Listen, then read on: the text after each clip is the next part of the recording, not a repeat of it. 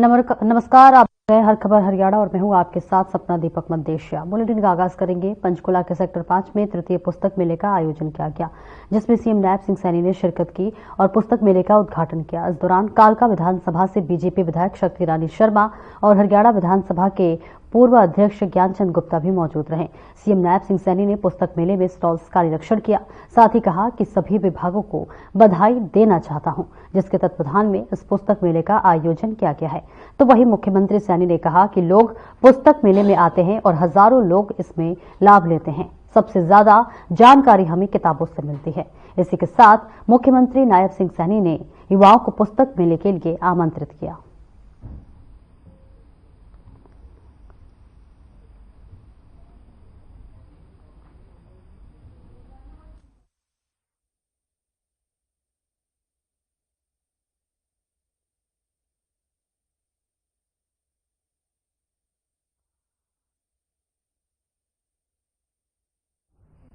और वहीं पंचकुला पहुंचे मुख्यमंत्री नायब सिंह सैनी का पराली प्रबंधन को लेकर बयान सामने आया है। उन्होंने कहा कि खुद सुप्रीम कोर्ट ने हरियाणा में पराली प्रबंधन की प्रशंसा की और इसी के साथ उन्होंने पराली माले को लेकर पंजाब सरकार पर भी निशाना साधा। साथ ही सीएम ने विधानसभा सत्र को लेकर कहा कि त्योहारों के चलते विधानसभा सत्र की तारीख तय नहीं की जा रही थी, जल्द ही विधानसभा की तारीख सबके सामने होगी। तो माननीय सुप्रीम कोर्ट ने हरियाणा के पराली प्रबंधन को लेकर के प्रशंसा भी की है।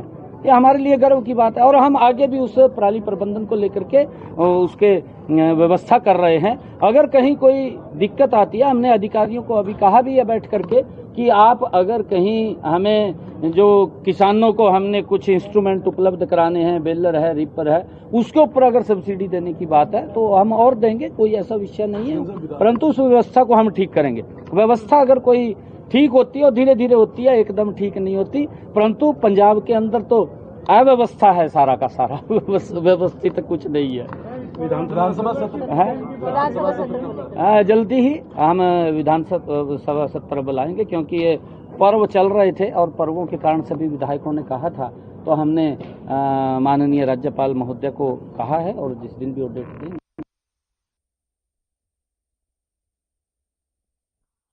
और चंडीगढ़ में मुख्य सचिव विवेक जोशी ने सीएम नायब सिंह सैनी से मुलाकात की है। मुख्य सचिव कार्यभार संभालते ही सीएम सैनी से मिले। दोनों के बीच योजनाओं समेत कई मुद्दों को लेकर चर्चा की गई। इस मौके पर सीएम सैनी ने मुख्य सचिव विवेक जोशी को नई जिम्मेदारी के लिए शुभकामनाएं भी दी।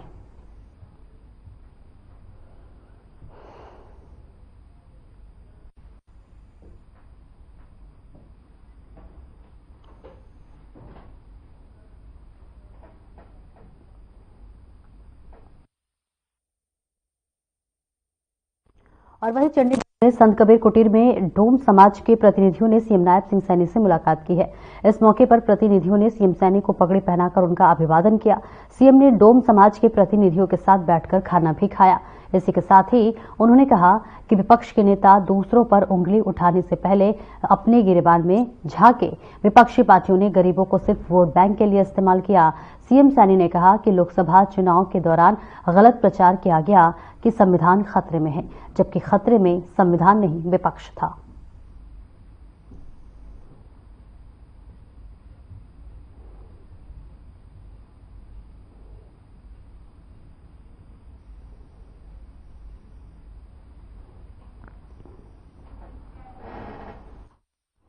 और हरियाणा के कैबिनेट मंत्री कृष्ण कुमार बेदी का बयान सामने आया है। उन्होंने कहा कि वर्गीकरण का मुद्दा राज्य सरकार के फैसलों में आ सकता है। मुख्यमंत्री इस मामले को पहले कैबिनेट में लेकर आए थे, लेकिन अचानक चुनाव और आचार संहिता लागू होने के कारण आचरण ये अधूरा रह गया। आपको बता दें, मुख्यमंत्री ने निर्णय लिया है कि यदि उनकी सरकार हरियाणा में सत्ता में लौटती है तो इस मुद्दे को पहली कैबिनेट बैठक में और पहले हस्ताक्षर के साथ लागू किया जाएगा। प्रदेश सरकार जो निर्णय ले तो ये वर्गीकरण देने की बात हो सकती है। माने मुख्यमंत्री जी ने उस समय भी कैबिनेट के अंदर ये बात लेकर आए थे, परंतु अचानक कोड ऑफ कंडक्ट लगने से वो विषय बीच में रह गया था। परंतु चुनाव के दौरान माने मुख्यमंत्री जी ने तय किया था कि यदि तीसरी बार हमारी हरियाणा प्रदेश में सरकार बनी तो पहली ही कैबिनेट में और पहली ही कलम से हम इस विषय को इम्प्लीमेंट करने का काम करेंगे। और जब हमारी 18 तारीख को पहली कैबिनेट की मीटिंग हुई 18 या 19 को 18 को पहली कैबिनेट की मीटिंग हुई, तो पहली ही कैबिनेट के अंदर माननीय मुख्यमंत्री जी ने उस एक सूत्रीय एजेंडे के ऊपर मोहर लगाकर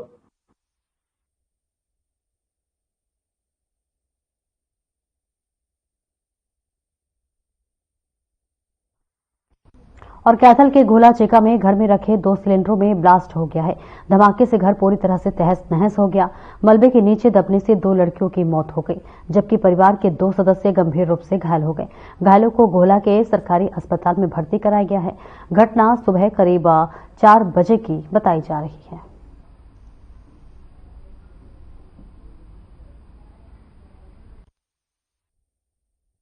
परिवार से पता लगा है भी हमारा रात में 3 और 4 बजे के बीच में एक सिलेंडर फटा है रसोई में रखा हुआ, जिससे इतना बड़ा ये नुकसान हुआ है, जिसमें 2 बच्चियों की डेथ हो चुकी है, एक 2.5 साल की है और करीब एक 19 साल की है। तो किस तरह की राहत और बचाव करेगा? बचाव कार्य हम मुलाजिम लगा दिए अभी, और भी किसी का नुकसान न हो। बिल्डिंग जर्जर हालत में हो रही है, देख ही रहे हैं आप। कमेटी वाले भी आ गए हैं, बिजली बोर्ड भी आ गया है। बलजीत सिंह, हादसा कब हुआ? 4:45 बजे 4:43 को आया। तो कितने लोगों की मौत हो गई और क्या स्थिति है? एक 18 साल की लड़की है, 18 नहीं 17 की होगी, और एक 18 महीने की लड़की है। 2 की मौत हो गई? 2 की मौत हो गई। तो बाकी परिवार? एक बहू है जी, उसकी टांग टूट गई 2 जगह से, फसलियाँ टूट गई। एक उसकी सासू है, उसको भी चोट लगी है। उसका ससुरा, उसको भी थोड़ी बहुत ही लग रही है। तो क्या नुकसान हुआ? ये सिलेंडर फट गया। सिलेंडर फटने की वजह से बिल्डिंग पूरी गिर गई और हमारे 2 बच्चे पूरा हो गए। एक हमारी पोती थी 7 साल की, एक हमारी भाई की लड़की थी वो 15-16 साल की थी, और एक बेटे की बहू पे टांगों पे चोट लगी है, और एक बाप भी हमारी उसके भी टांगों पे, भाई के थोड़ी बहुत चोट लगी। क्या प्रशासन मौके पर पहुंच गया था? आप प्रशासन पुलिस वाले आए थे, वो नाम लिख के ले गए। तो कहाँ घायलों को दाखिल कराया गया? ये सरकारी हॉस्पिटल है जो वहाँ पर पोती को और जो हमारी भाभी को वहीं सरकारी हॉस्पिटल में दाखिल किया गया है, और जो मेरी भतीजी थी वो पोलियो की उसको बटाले ले गए थे।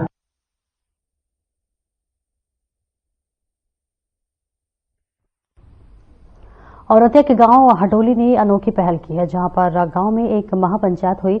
इस महापंचायत में सैकड़ों लोगों ने भाग लिया और गांव के लोगों ने धार्मिक स्थल पर शपथ ली है कि गांव एकजुट होकर नशा बेचने वालों को पकड़वाया। नशा बेचते पकड़े जाने वाले युवक की अगर कोई उनकी जमानत कराएगा तो पूरा गांव इसका डटकर विरोध करेगा। गांव के लोगों का कहना है कि इस चिट्ठे जैसे नशे ने आसपास के कई गांवों की युवाओं की जिंदगियां छीन ली और नशा माफिया बेधड़क होकर नशे का व्यापार कर रहा है।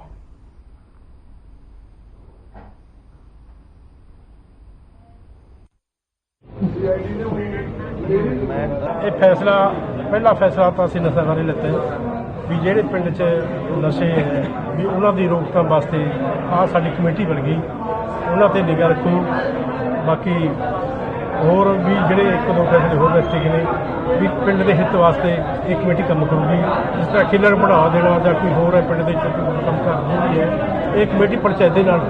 एक सर देखा जाए जिवें मारपीट दी घटना आ रही हैं पिंड च, सीसीटीवी जो सख्त एक्शन लिया जाऊगा पंचायत वालों? हाँ जी, जो अगे वास्ते कोई इस तरह का किया कराया जाऊगा, बाहरों आके कोई मारपीट करते हैं।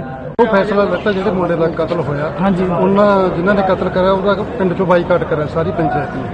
ਠੀਕ ਆ, ਉਹਦਾ ਬਾਈਕਾਟ ਕਰਤਾ। ਇੱਕ ਨਸ਼ਿਆਂ ਦੇ ਮੁੱਦੇ ਬਾਰੇ ਵੀ ਜਿਹੜੇ ਪਿੰਡ 'ਚ ਨਸ਼ੇ ਵੇਚਦੇ ਆ ਉਹਨਾਂ ਨੂੰ ਫੜ ਕੇ ਪੁਲਿਸ ਦੇ ਹਵਾਲੇ ਕਰਨਾ ਜਾਂ ਪਿੰਡ 'ਚ ਉਹਨਾਂ ਦਾ ਵੀ ਬਾਈਕਾਟ ਕਰਨਾ। ਜਿਹੜੇ ਆ ਕੇ ਬਾਹਰੋਂ ਲੜਦੇ ਆ ਮੁੰਡੇ ਉਰੋਂ ਬੁਲਾ ਲੈਣਾ, ਕੋਈ ਨਾਗਪੁਰ ਕੋਈ ਕੁੰਬਰ ਤੋਂ ਆ ਕੇ ਬੇਗੁਨਾਹਾਂ ਦੇ ਕਈਆਂ ਦੇ ਸੱਟਾਂ ਮਾਰ ਗਏ, ਉਹਨਾਂ ਦਾ ਬਾਈਕਾਟ ਕੀਤਾ।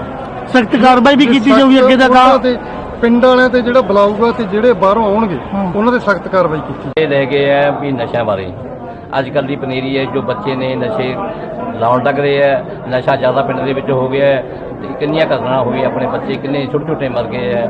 ਜੇ ਅੱਜ ਇਹ ਨਾ ਸੰਭਾਲਾਂਗੇ ਆਪਾਂ ਤੇ ਕੱਲ੍ਹ ਨੂੰ ਕੀ ਹਾਲਾਤ ਹੋਣਗੇ ਪਿੰਡ ਦੇ। ਤਾਂ ਮੰਨ ਲਓ ਨਸ਼ੇ ਬਹੁਤ ਜ਼ਿਆਦਾ ਹੋ ਗਏ, ਬਾਹਰੋਂ ਆਉਂਦੇ ਹੈ, ਲਗਾੜੇ ਆਉਂਦੇ ਹੈ, ਕੁੱਟਮਾਰ ਕਰਦੇ ਹੈ। ਵੀ ਹੁਣ ਕਿੰਨੀਆਂ ਮੰਨ ਲਓ ਕਿ ਅੱਜ ਪਿੰਡ ਦਾ ਪੂਰਾ ਏਕਾ ਦੇਖਣ ਨੂੰ ਮਿਲ ਰਿਹਾ, ਬਹੁਤ ਸਾਰੇ ਪਿੰਡ ਇਕੱਠਾ ਹੋਇਆ ਸੀਗਾ ਕਿ ਜਿਹੜੇ ਹਾਂ ਬਾਹਰੋਂ ਆਉਂਦੇ ਨੇ ਉਹਨਾਂ ਦੀ ਸਖਤ ਕਾਰਵਾਈ ਪਿੰਡ ਵਿੱਚ ਕਾਰਵਾਈ ਹੋਣੀ ਚਾਹੀਦੀ ਹੈ।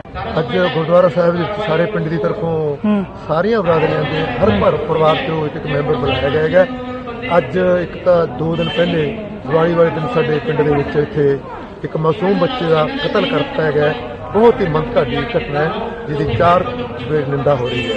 और दूसरा है एक नशे के वास्ते मुद्दा यह है कि ਜਿਹੜੇ ਇੱਥੇ ਗੋਲੀਆਂ ਖਾ ਕੇ ਵਿਹਲੇ ਬੱਚੇ ਘੁੰਮਦੇ ਰਹਿੰਦੇ ਨੇ, ਇੱਕ ਤਾਂ ਉਹਨਾਂ ਵਾਸਤੇ ਸਿਸਟਮ ਹੈ ਕੋਈ ਕਿਸੇ ਪ੍ਰਕਾਰ ਦਾ ਨਸ਼ਾ ਕੋਈ ਕਿਸੇ ਪ੍ਰਕਾਰ ਦਾ ਨਸ਼ਾ ਕਰਕੇ ਤੇ ਬੇਸੁਦਾ ਵਾਂਗੂ ਕਈ ਹੋਏ ਰਹਿੰਦੇ ਨੇ ਛੋਟੀ ਉਮਰ ਦੇ ਬੱਚੇ।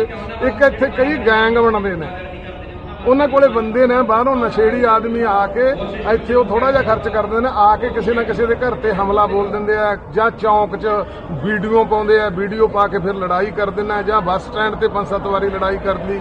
ਜਿਹੜੇ ਬਾਹਰੋਂ ਬੰਦੇ ਆਉਂਦੇ ਆ ਪਹਿਲੇ ਦੀ ਗੱਲ ਤਾਂ ਉਹ ਸੱਦਣ ਵਾਲੇ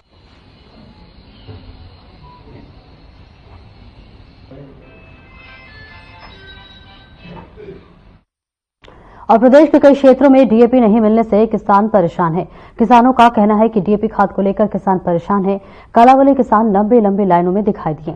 इसके साथ ही किसानों ने कहा कि अगर उनको डीएपी खाद समय पर न मिली तो उनकी ओर से एक बड़ा प्रदर्शन किया जाएगा।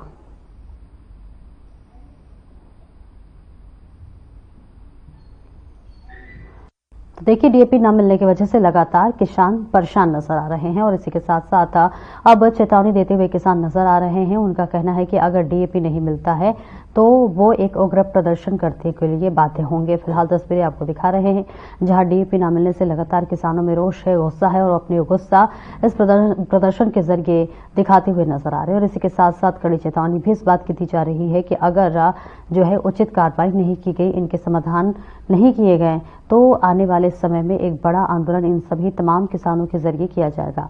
तो तस्वीरें आपको दिखा रहे हैं जहां डीएपी न मिलने की वजह से लगातार किसान परेशान नजर आ रहे हैं। किसानों की लंबी लंबी कतारें आप देख सकते हैं जहां पर डीएपी लेने के लिए किसान लंबी लंबी कतारों में खड़े हैं। कई तरह की दिक्कतों का सामना करना पड़ रहा है और अब लगातार किसान प्रदर्शन करते हुए नजर आ रहे हैं। और इसी के साथ साथ अब जो है सख्त चेतावनी देते हुए किसान नजर आ रहे हैं कि अगर उनकी इस मांग को पूरा नहीं किया जाता है तो उग्र प्रदर्शन करने के लिए इन तमाम किसान जो है वो बाध्य होंगे। कालावली में लगातार किसानों की स्थिति दयनीय है और अपनी आवाज को मुखर करने के लिए लगातार सरकार से मांग भी कर रहे हैं, लेकिन इस वक्त जो है जो कालावली है, कालावली की जनता का सुनने वाला कोई नहीं है। लगातार जनता जो है वो परेशान है, खासतौर से किसान परेशान है।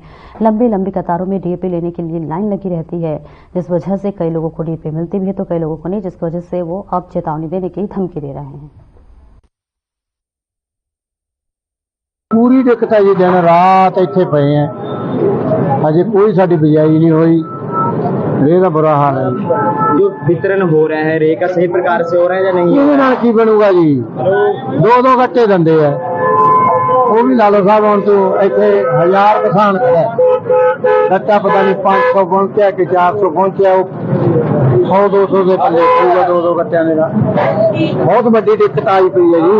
क्या मांग करेंगे सरकार? ਸਾਡੀ ਮੰਗ ਇਹ ਹੈ ਮੁੱਖ ਮੰਤਰੀ ਸਾਹਿਬ ਨੂੰ ਸਾਡੀ ਬਿਜਾਈ टाइम नाल हो जाए तो डीएपी की सानू पूरी किल्लत है जी। किसान सानू जथेबंदियां तो असीं की लैणे, साडी तो किसानां दी आपदी दिक्कत पूरी करो, साडियां कोऑपरेटिव सोसाइटियां च पिंड पिंड भेजो। दिक्कत आ रही है डीएपी मिल नहीं रही, सानू हफ्ता हो गया लैना ते लग्या नूं, ते जदों असीं लैण आउंदे डीएपी सानू आउंदिਆਂ ਨੂੰ ਕਹਿੰਦੇ 10-20 ਬੰਦਿਆਂ ਨੂੰ ਦੇ ਕੇ ਕਹਿੰਦੇ डीएपी मुक गई। पहली गल तो ये होती है, फिर उसके बाद हम लैना च लगे पे असीं, साडा बुरा हाल है, रे मिल नहीं रही।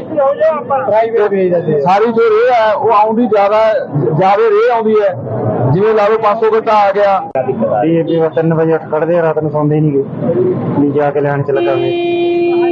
ਇੱਥੇ ਕੋਈ ਫੋਨ ਨਹੀਂ ਪੈਂਦਾ, ਜੇ ਪਿੰਡਾਂ ਚ ਆਉਣ 2-2 ਟਰੱਕ ਆ ਸਾਡੇ ਪ੍ਰਧਾਨ ਬੰਦ ਕੱਟੇ ਮਿਲ ਜਾਣ, ਕਿਸਾਨ ਲੋਕਾਂ ਨੂੰ ਫਾਇਦਾ ਵੀ ਹੋ। ਬਸਾਓ ਜੀ ਪਰੇਸ਼ਾਨ ਆ ਰਹੇ, डीएपी वितरण हो रहा है वो सही प्रकार से खेत का काम छड़ता हुआ दिहाड़ी लग गई साड़ी सारी पूरी आ रही डीएपी जी। ये ना दिहाड़ी के लिए बुना बटे जिम्मेदार देरी रहे पिंडा च रेह भेजी जाए, हरेक पिंड च रेह भेजी जाए, 2-2 ट्रक 6-7 रेह दिती जाए। कणक की बिजाई उत्ते आ रही है, सैंकड़ा होगा, नंबर 4 हो गया, कणक बहुत लेट हो रही है। दिक्कत सगड़ी है जी, डीएपी अब तो कटा गया है, अब हमारे गांव पड़े 20 किलोमीटर, अब ले जावा क्या पर मैं कटा अठू करा ले जावा पिंड का माँ आप हो तो बजा के मोटा पर बैठ के घर घेर जा तो आप बताओ सरी जी, सरकार से महंगाई करा कभी में पिंडा का मांग रहे बेची के मारे डीएपी आप तुम देख लो जी, हाल देखी जाता लोग क्यों बैठे ने कल डीएपी वास्ते बैठे जी। तो जो डीएपी वितरण हो रहा है क्या वो सही प्रकार से हो रहा है? ये दफ्तर 9 बजे खुलता है, अब टाइम देखो कितना हो गया, अब तक शुरू नहीं किया उन्होंने। क्या मांग करोगे सरकार से? हमें डीएपी चाहिए, हमें टाइम से बिजाई हो जाएगी तो ठीक हो जाएगा वो। मैंने देखे थे हमको पहले नीचे सरों में 5 किलो 2 बार सीखे, मैंने कोई गत्ता भी नहीं मिला। 5-6 दिन अंदर पकाई करते मैंने कोई गत्ता नहीं मिलता, करे हो जाए हवा पाई अंदर बुढ़िया तो गाई देना को मेरे करे। तो एक बंदा ले आके रोज 3-4 गट्टे ले जाता, वो बंदे ने उसको गत्ता भी नहीं मिले। एक बंदे ने 2 गट्टे मिल जाएंगे सब का ले। मैंने ये देखा कणक भी खड़े हैं। क्या मांग करोगे सरकार से? सरकार की है, सरकार से जावे समय मत जैसे रहे थे जल्दी से जल्दी डीएपी वितरण हो रहा है सही प्रकार से हो रहा है? नहीं हो रहा, नहीं सही हो रहा है।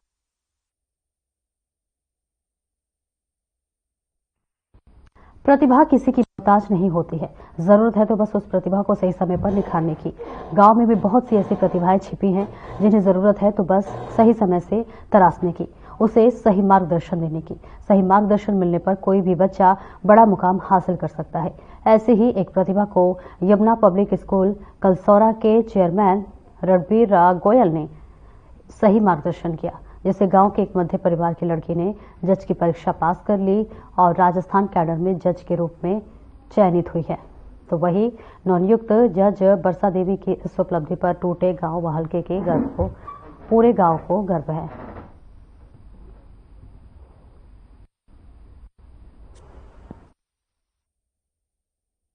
आज कलसौरा में रणवीर गोयल जी हमारे पुराने साथी हैं, उन्होंने विद्यालय में एक सम्मान समारोह का आयोजन किया हुआ था, जिसमें हमारे गांव की एक बेटी ने राजस्थान जुडिशरी के अंदर नियुक्ति पाई है।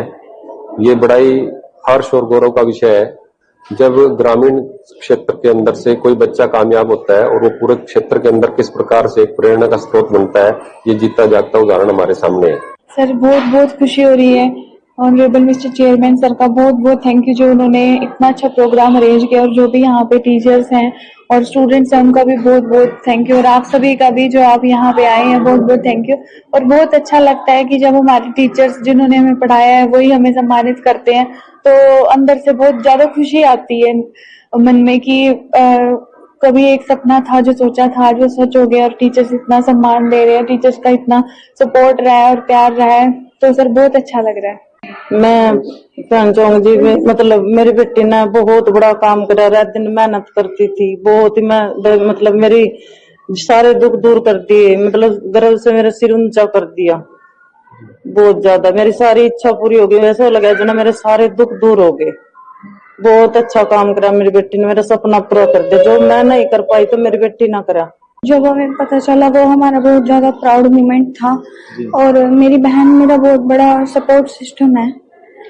हमेशा इन्होंने एलएलबी जब मैंने की, इन्होंने एलएलबी में मेरा बहुत ज्यादा साथ दिया, और नॉन मेडिकल भी की थी मैंने। नॉन मेडिकल के बाद मैंने स्ट्रीम चेंज की, अपनी लॉ की फील्ड में गई, वो भी इन्हीं का ही सपोर्ट था उसमें भी।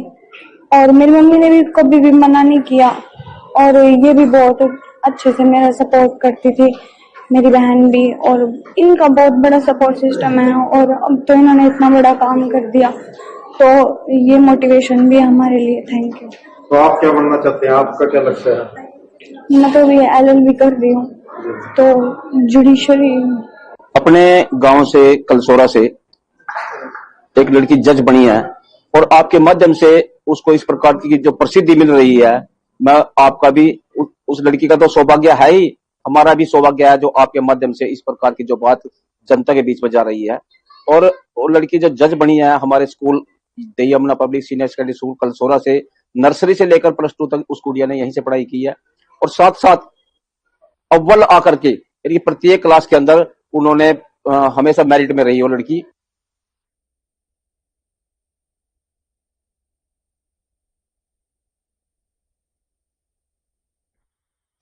और हरियाणा के चरखी दादरी निवासी व मौजूदा समय में झज्जर के रामनगर में रहने वाले हेमंत सागवान ने मुक्केबाजी प्रतियोगिता में शानदार प्रदर्शन किया।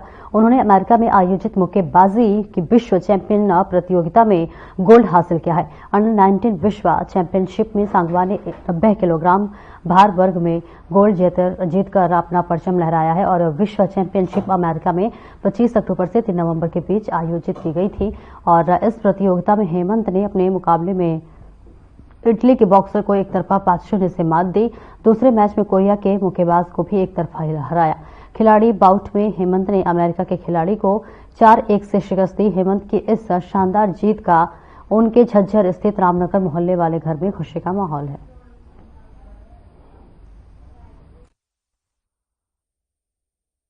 हम हेमंत की उपलब्धियों से बहुत खुश हैं और ये सभी की इच्छा है, सभी पड़ोसी होने के नाते हमारी, कि आगे भी वो बहुत अच्छा करे और ओलंपिक में गोल्ड मेडल लेके आए। जब आपको इस बात का पता चला हेमंत के, तो उसका कैसा महसूस किया आप लोगों ने?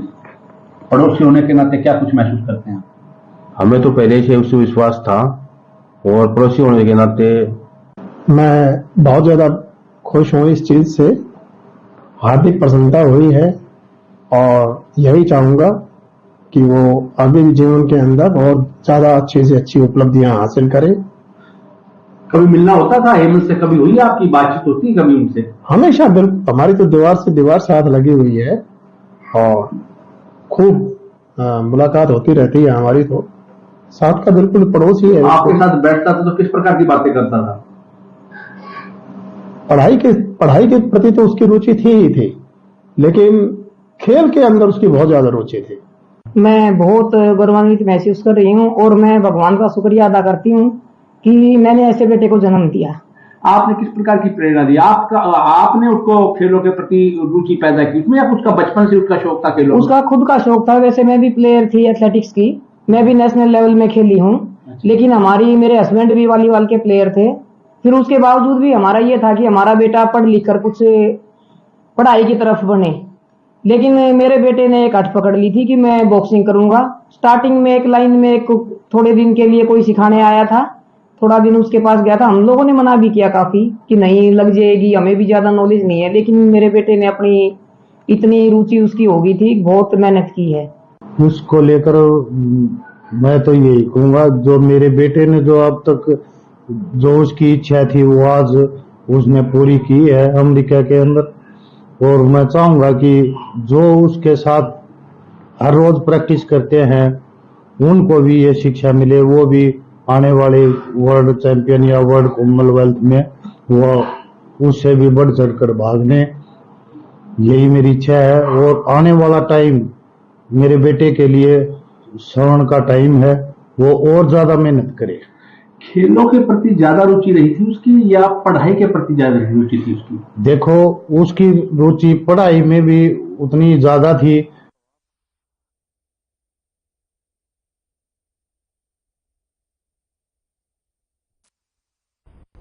और पूर्वी हिस्सों में छठ पूजा का त्यौहार धूमधाम के साथ मनाया जाता है। छठ पूजा और त्योहारी सीजन के चलते घर जाना जरूरी है, इसलिए पैसेंजर ट्रेन के टिकट से रिजर्व कोच में चढ़ गए, क्योंकि पूरी ट्रेन में सिर्फ 2 ही जनरल कोच है। ऐसे में इनकी मजबूरी है। उन्होंने कहा कि हर कोच में इतनी भीड़ है कि ट्रेन के टॉयलेट तक के खड़े होकर सफर करना पड़ रहा है। स्टेशन अधीक्षक अमर सिंह मीणा की माने तो त्योहारी सीजन को देखते हुए दिल्ली से लंबी दूरी की रेलगाड़ियों को रेल प्रशासन ने बढ़ोतरी की है, लेकिन रेवाड़ी और अन्य स्टेशनों से यात्री पैसेंजर ट्रेन का टिकट लेकर रिजर्व कोच में जबरन चढ़ जाते हैं। सर, रेवाड़ी से क्या गाड़ियां में अतिरिक्त कोचेज बढ़ाए गए हैं, जो कि गाड़ियां ओरिजिनेट रेवाड़ी से नहीं हो रही हैं, वो पीछे से आ रही हैं उनमें, लेकिन जनरल कोचेज अतिरिक्त कोचेज बढ़ाए गए हैं। और त्योहार के मौके पर पूरी हमने व्यवस्था की हुई है। रेवाड़ी पे आरपीएफ को जीआरपी के स्टाफ अवेलेबल रहता है ताकि वो स्लीपर कोचेज में ना घुसें। यात्रियों को काउंसिल किया जाता है, टाइम से टाइम अनाउंस करवाया जाता है, लेकिन फिर भी पैसेंजर जबरदस्ती स्लीपर कोचेज में घुस जाते हैं और यात्रियों को परेशानी होती है। मेरे सुझाव है कि रेवाड़ी से जो यहाँ के लेबर यात्री हैं, जो भी छठ के अवसर पर बिहार या इधर की यात्रा, यूपी की यात्रा कर रहे हैं, वो लोग रेवाड़ी से दिल्ली, जिनका रजिस्ट्रेशन नहीं है, तो रेवाड़ी से दिल्ली तक का सफर, पैसेंजर ट्रेन बहुत सारी हैं रेवाड़ी से, उनमें सफर करें। दिल्ली से अतिरिक्त गाड़ियां जो त्योहार पर लगाई गई है, भूल से बरेली जा रहे हैं छठ पूजा के पर्व के लिए।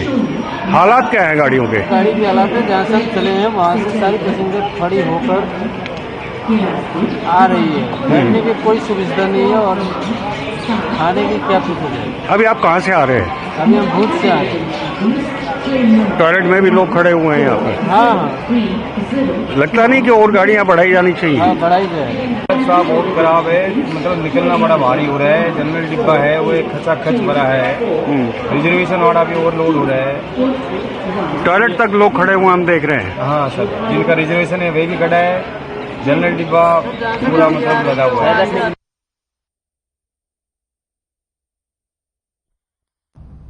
और फिलहाल मेरे साथ इस बुलेटिन में इतना ही और अब वक्त हो चला है डॉक्टर राकेश गुप्ता के साथ हमारे खास कार्यक्रम प्लस माइनस का। नमस्कार